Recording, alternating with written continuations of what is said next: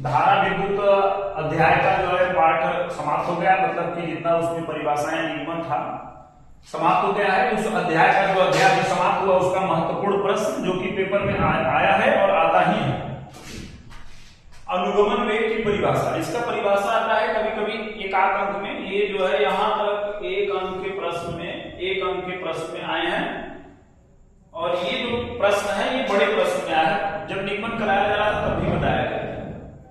तो अनुगमन वेग की परिभाषा इसको याद रखिएगा और ये 2 नंबर में आ सकता है, 2 नंबर या 3 नंबर में भी दिया है कि I बराबर NEAVD के सूत्र का निगमन। इसको पढ़ाया गया होगा धारा और अनुगमन वेग में संबंध, विद्युत धारा I और अनुगमन वेग में संबंध का सूत्र, ये निगमन पेपर में आता है। गतिशीलता का परिभाषा है, इसका सूत्र आ जाता है। अभी 2025 में ही पेपर में इसका फार्मूला पूछ लिया था। 2025 के भौतिकी के पेपर में म्यू बराबर उसमें टिक लगाना था। आप लोग अगर पेपर पढ़ेंगे तो उसमें दिया है म्यू बराबर VD बटे में E। तो फार्मूला पढ़ाया गया है, मिला लीजिए। अगर कहीं पर पढ़ाने में कहीं मिस्टेक हो जाता है तो आप लोग PDF में देख लीजिएगा। तो इसमें ये भी 2025 में आया पेपर में, विशिष्ट प्रतिरोध या प्रतिरोधकता से प्रश्न बनता है। इससे या तो इसका मात्रक पूछ लेता है या तो इसका जो है कोई ऐसा प्रश्न पूछ लेगा इससे संबंधित अभी बताया जाएगा। और ओमी और अनओमी प्रतिरोधक के लिए V और I के बीच ग्राफ, V मतलब वोल्टेज, I मतलब धारा के बीच ग्राफ, और अनुगमन वेग के आधार पर ओम के नियम का निगमन, इसको हमने बताया था 4 से 5 बार दोहरा लीजिए, पेपर में आएगा। तो अभी 2025 का पेपर हल कराया गया है। हाँ, जो PDF आप लोग को उस पाठ का मिला है लापरवाही न करिए, बिल्कुल भी लापरवाही न करिए, जो बताया जा रहा है आप लोग पहले पूरा वीडियो देख लीजिए अच्छे से, एक बार देख लीजिए, नहीं समझ में आ रहा है दोबारा उसको देखिए, उसके बाद PDF पढ़िए, उसके बाद पेपर जो है पढ़ करके सवाल को देखिए, जो सवाल नहीं आता उसको हल करिए। यही पढ़ने का तरीका है और कोई तरीका नहीं है। PDF जरूर पढ़िए, वीडियो देखने के बाद PDF पढ़ेंगे तो क्लास बिल्कुल अच्छे से समझ में आएगा। तो एक प्रश्न जो कि ये आया तो 2025 में है, लेकिन ये प्रश्न इसी टाइप का 2020 में भी और इसी टाइप का, इसमें थोड़ा सा बदलाव यहां पर होगा, बाकी ये 20 में 22 में बहुत बार प्रश्न पूछा है ये इसी टाइप का। तो संभावना इसका इसी टाइप का बनने का होता है, जो प्रश्न बनता रहता है उसी प्रकार का आता है। बताइए 20 में आया था, 22 में, फिर 25 में दे दिया है। प्रश्न क्या है अच्छे से हम समझ लेते हैं। 25 का प्रश्न है, मोस्ट इंपॉर्टेंट है। एक ही धातु के 3 तारों की लंबाइयां, कोई धातु है उसका 3 तार है, उसका लंबाई का अनुपात दिया है 3 संबंधे 2 संबंधे 1। द्रव्यमान का अनुपात दिया है, कह रहा उन तारों के प्रतिरोधों का अनुपात में निकालना है। तो दिया क्या है, लंबाई का अनुपात L1 L2 L3 इसका अनुपात दिया है और द्रव्यमान का अनुपात दिया है M1 संबंधे M2 और ये M3 होगा, इसका अनुपात दिया है। यहां पर हमने एक फॉर्मूला पढ़ा है, रो बराबर होता है RA बटे में L। यहां से मिलेगा R बराबर हो जाएगा रो L अपॉन A, L इधर चला जाएगा इधर, तो R बराबर निकल कर आएगा, ये इधर आ जाएगा, इतना आ जाएगा, सभी को इतना पता है। अब इसमें A दिया नहीं है और न इसका कोई काम है, तो A को यहां से हटाना है।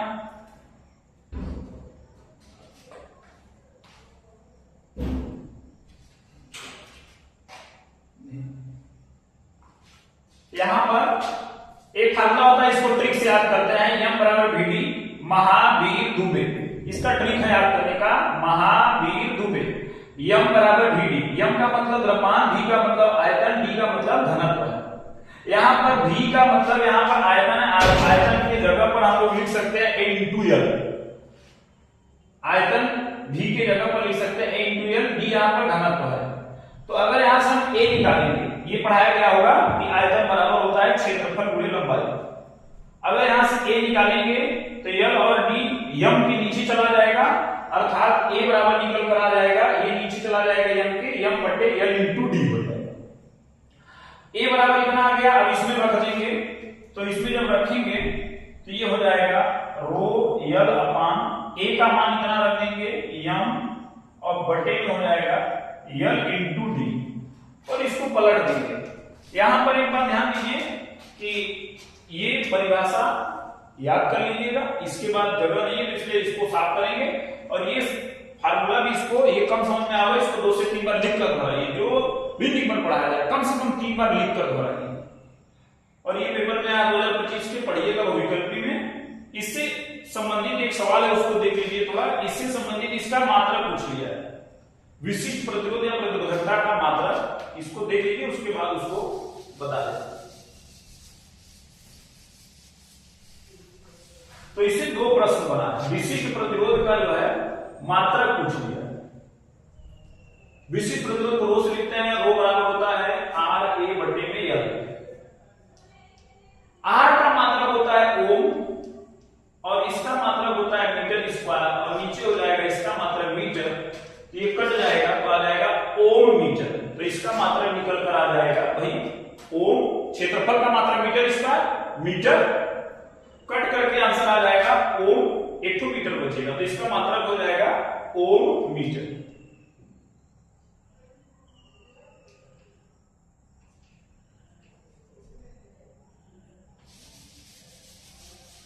और इसमें पूछा है कि प्रतिरोधकता निर्भर करता है, प्रतिरोधकता निर्भर करता है। 4 विकल्प उसमें दिया है। ये 2024 के पेपर में भी आया था और 25 के पेपर में भी आया है कि प्रतिरोधकता निर्भर करता है। तो 2 नाम है, विशिष्ट प्रतिरोध या प्रतिरोधकता। उसमें दिया है लंबाई L पर, तार की लंबाई L पर, हिंदी में लिखा है लंबाई L पर, क्षेत्रफल A पर, तार के प्रतिरोध R पर, और उसमें पदार्थ की प्रकृति पर, पदार्थ की प्रकृति पर। तो इसको जब हमने पढ़ाया था तभी हमने बोल दिया था ये प्रश्न में आता ही है।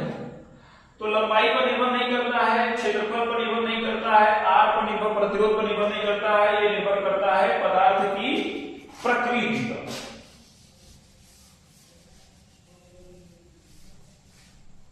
अब 2025 के प्रश्न में ये दिया है ओमी और अनोमी प्रतिरोधक के लिए V और I के बीच ग्राफ। बहुत ही सरल है, यहां पर हम V लिख लेंगे, यहां पर I लिख लेंगे। ओमी प्रतिरोधक के लिए ऐसे सीधा ग्राफ होगा, ये हो गया ओमीय प्रतिरोधक के लिए। और अनओमी प्रतिरोधक के लिए क्या है कि वक्र होता है, यहां पर V यहां पर I, इसको ऐसे बना देते हैं बस। ये ओमी प्रतिरोधक का ग्राफ हो गया, ये अनओमी प्रतिरोधक।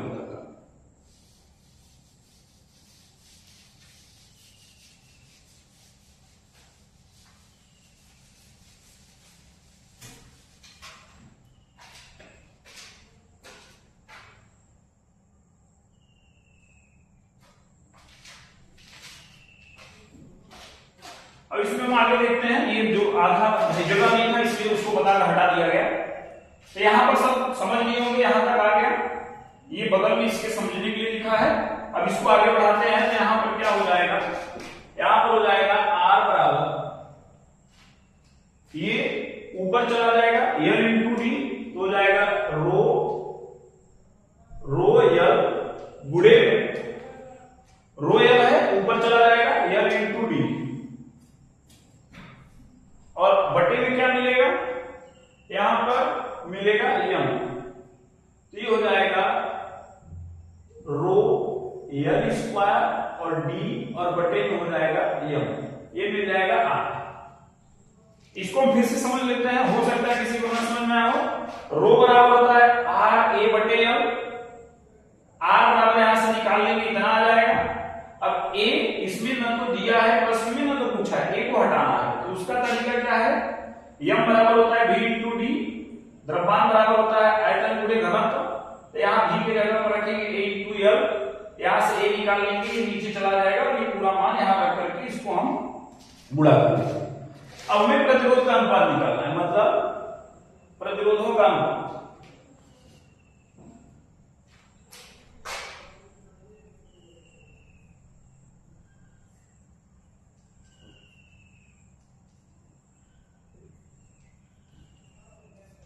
तो प्रतिरोधों का अनुपात क्या होगा, ये होगा R1 संबंधे R2 संबंधे R3।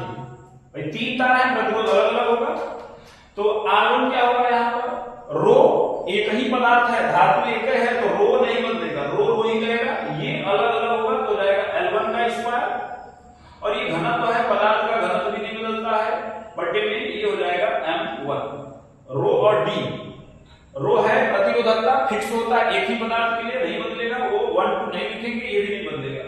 और उसके बाद अनुपात यहाँ पर लिखेंगे रो, R2 लिखेंगे इसी फार्मूले से, तो हो जाएगा L2 का स्क्वायर बटे में डी, और उसके बाद बटे में M2, फिर ऐसे लिखेंगे रो L3 का स्क्वायर डी, और बटे में आ जाएगा M3, इतना हो जाएगा।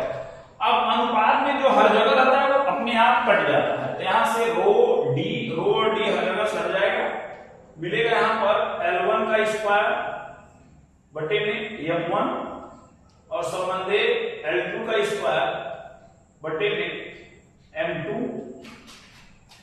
और ये हो जाएगा L3 का स्क्वायर बटे में M3।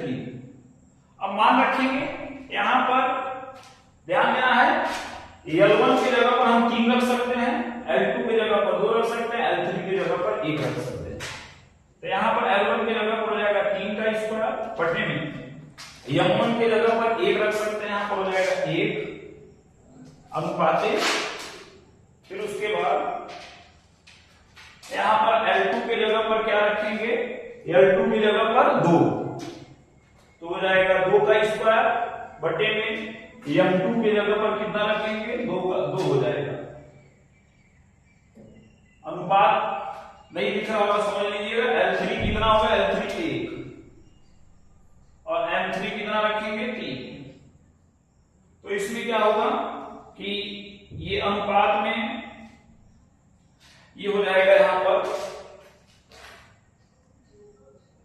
ये 3 3 का 9 हो जाएगा, और यहां पर 9 बटे 1 संबंध 2, 1 तो 2 यहां से कट जाएगा, यहां पर 2 बटे 1 आ जाएगा, और यहां पर संबंध 1 बटे 3 हो जाएगा।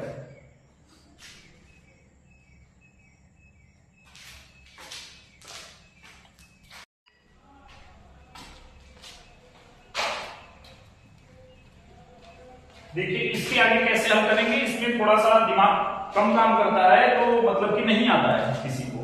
तो इसमें करना क्या है कि यहां तक हल करने के बाद ये 2 से 1 तो 2 कट जाएगा, यहां 2 बचेगा, इसके नीचे 3 बचा है। अब ये जो 3 है इन दोनों के नीचे नहीं है, इधर इसका गुणा कर देंगे, उसके बाद वो हट जाएगा नीचे से, मतलब ये हो जाएगा 3 का इधर गुणा करेंगे 27, और उसके बाद 3 का यहां गुणा करेंगे 6, और जिसके नीचे है वहां गुणा नहीं होगा, ये 1, यही हो जाएगा आंसर इसका।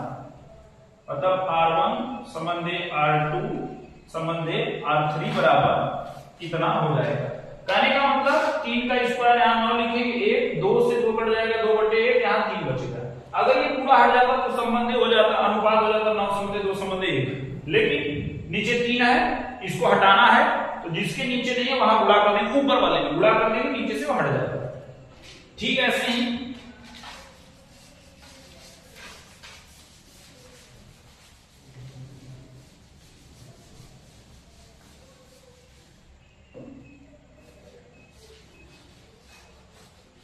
ठीक है, ऐसे ही एक प्रश्न और भी है, इसको देखिए कैसे हल करेंगे। इसको हल करना कैसे है, जैसे यहाँ पर एक प्रश्न है, उसमें ऐसे ही मिलेगा 5 का स्क्वायर, यहाँ पर हम 25 लिख देंगे 1, और यहाँ पर 1 तो 3 से 3 कट जाएगा, 3 बटे 1 हो जाएगा, यहाँ पर 1 का स्क्वायर 1, नीचे 5, इसके पहले नीचे 3 था, यहाँ 5 है। अब क्या करेंगे इसमें, ये जो 5 है जिनके नीचे नहीं है उधर गुणा में चला जाएगा, मतलब ये 5 यहाँ गुणा में आएगा 125 हो जाएगा, यहां गुणा करेंगे 15 हो जाएगा, और जिसके नीचे वहां नहीं लिखेंगे और उसके बाद इसको हटा देंगे। कहने का मतलब अगर 3 लोग अनुपात में है और नीचे कोई संख्या है उसको हटाना है, तो जिसको हटाना है उसका बगल वालों में गुणा करके उसको हटा देंगे, यही उत्तर हो जाएगा।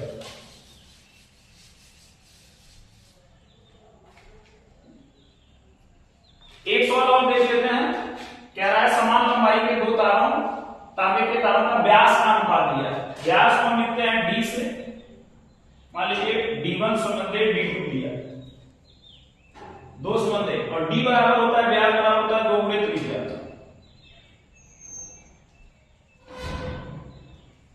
यहां से 2 से 2 कट जाएगा, R1 संबंधे R2 बराबर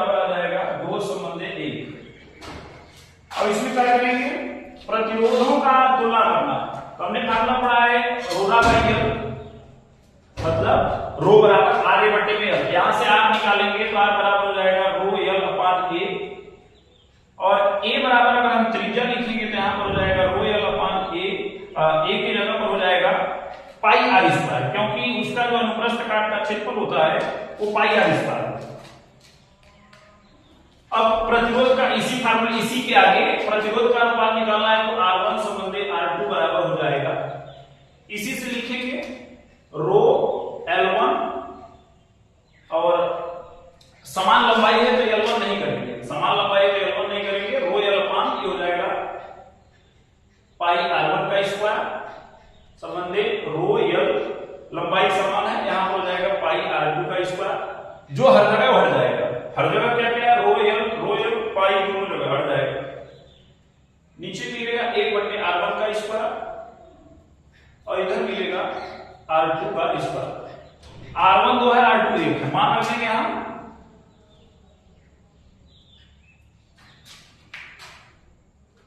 यहां 1, तो ये हो जाएगा 1 बटे 4, और गुणे में संबंधी है यहां पर 1 बटे 1 हो जाएगा। तो यहां पर हमने बताया कि भाई यहां पर 1 है, यहां 4 है, इसका इधर गुणा कर देंगे ये गायब हो जाएगा, मतलब 4 1 क्या 4, ये हो जाएगा 1 संबंधी 4। नीचे से किसी को हटाना है, बगल वाले ऊपर गुणा कर देंगे तो यही अनुपात आ जाएगा R1 संबंधी R2 का। दिया क्या था, व्यास का अनुपात D1 D2 दो संबंधी, व्यास बराबर होता है 2 गुणे त्रिज्या, यहां लिख लेंगे 2 से 2 कट जाएगा, R1 संबंधी R2 इतना आ जाएगा। अब हमें प्रतिरोध का फार्मूला लगाने के लिए पता होना चाहिए इतना, यहां रखेंगे, मान रख करके हल कर देंगे।